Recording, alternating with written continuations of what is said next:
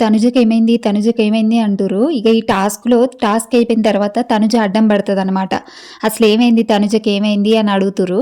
ఇక ముందుగా లైక్ కొట్టండి, నేను చెప్తా ఏమైందో. ఇంకా లైక్ కొట్టి చూడండి ఫ్రెండ్స్.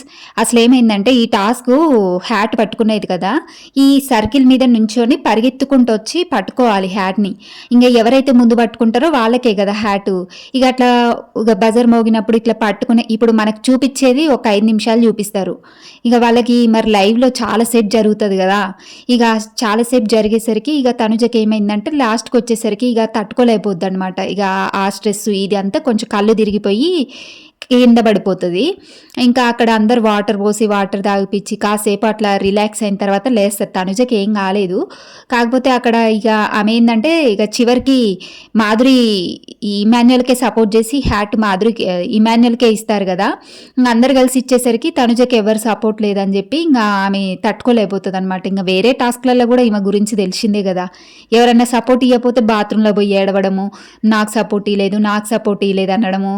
ఇక తనుజకి అలవాటే కదా.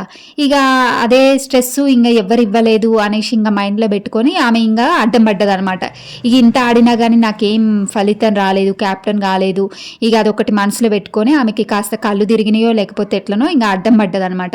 ఇక ఒక 10 నిమిషాలు అట్లా అయింది.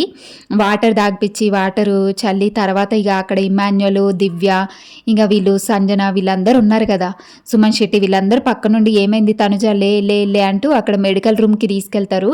తీసుకోకపోయినా అక్కడ ఏం కాలేదు. తనుజకి జస్ట్ అట్లా అడ్డం పడ్డదనమాట అంతే.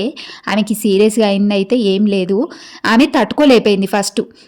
ఇంకా మనకు చూపించేది 5 నిమిషాలు అయితే వాళ్ళకి లైవ్లో జరిగేది ఎక్కువసేపు ఉంటుంది కదా, సో నిలబడి అట్లా అయింది.